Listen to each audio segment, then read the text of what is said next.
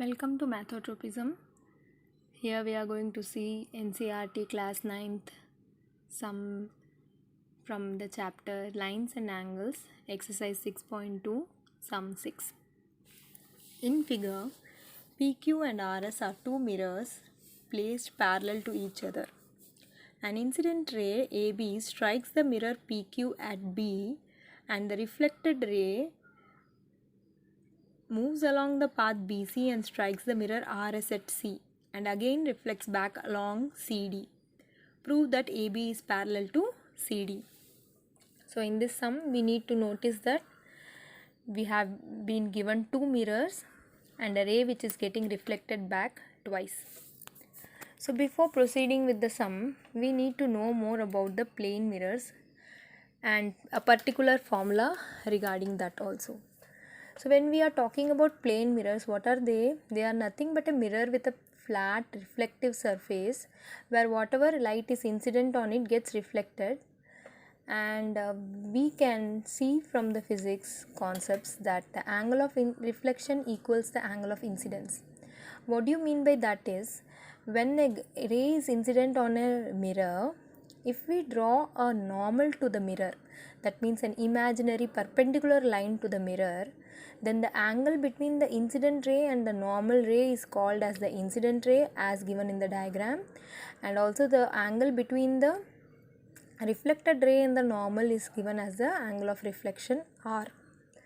Now what they have given is, for plane mirrors, this angle of incidence and reflection, that is I, will be equal to R. Both of them are equal.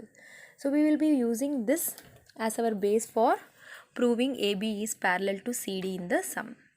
So let us go back to the sum. The first step will be first understanding and then identifying the kind of angles.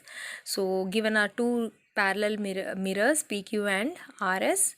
Now since AB is striking PQ at B and BC is striking RS at C, we need to find the angle of incidence and reflection.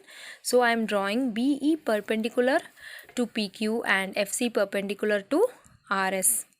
And since they are perpendiculars, the angles EBQ is equal to angle EBP, which is equal to 90 degree, and similarly FCR and FCS are also 90 degree. Also we saw in the previous slide that angle of incidence is equal to angle of reflection.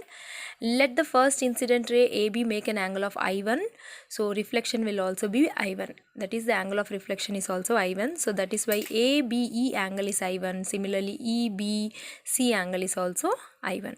Similarly, I am considering that the angle of incidence of the ray BC is I2. So automatically angle FCD, that is the angle of reflection, is also I2. Next, now how to solve this sum?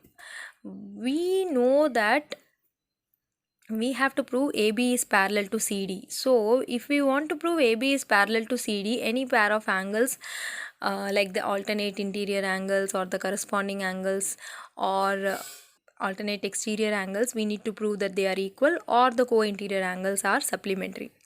So here we know I1 and I2 are all ABC and BCD are alternate interior angles. So we will try to prove that those two are equal. So parallel lines PQ and RS, if we are considering the transversal BC, we can see that QBC is equal to BCR, which is nothing but alternate interior angles. And also we know that EBQ is 90 degree. Similarly, FCR is also 90 degree. So considering the whole angle EBQ and FCR, we can write that as the addition of the adjacent angles I1 and angle QBC, and similarly adjacent angles of RCB and I2. So from this we can prove that I1 is equal to I2. And then once I1 is equal to I2, we can show that ABC is nothing but now 2I, and similarly BCD is also 2I. So what happens? These are nothing but for the lines AB and CD and the transversal BC, these two angles are the alternate interior angles which are equal. So by the converse of the alternate interior axiom, we get that AB is parallel to CD. So now we are going to proceed and show it in the sum by forming equations.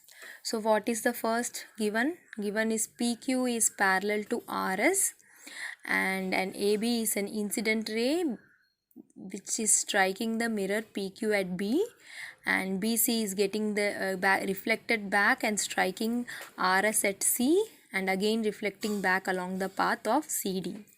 So what we are going to do is we are going to construct the perpendiculars or the normals to the mirrors. So we are drawing to PQ a perpendicular BE and to RS the perpendicular FC. So automatically angles EBP, EBQ and angle FCR, FCS are all equal to 90 degree. Also we have seen that for plane mirrors the angle of incidence is equal to the angle of reflection. So angle ABE will be equal to EBC, which is equal to I1, and similarly for the incident ray BC, BCF and FCD both are equal to I2, angle of incidence of the second mirror. After forming this, we are going to see the solution now. So when we are considering PQ and RS as the parallel lines and BC as the transversal, our angle QBC will be equal to BCR, which is nothing but alternate interior angles. So those two are equal. And from one where we found that when we drew perpendiculars, we found that EBQ and FCR are both 90 degrees, so both are equal. Now we will be writing the adjacent angles forming or the constituent angles of EBQ and FCR.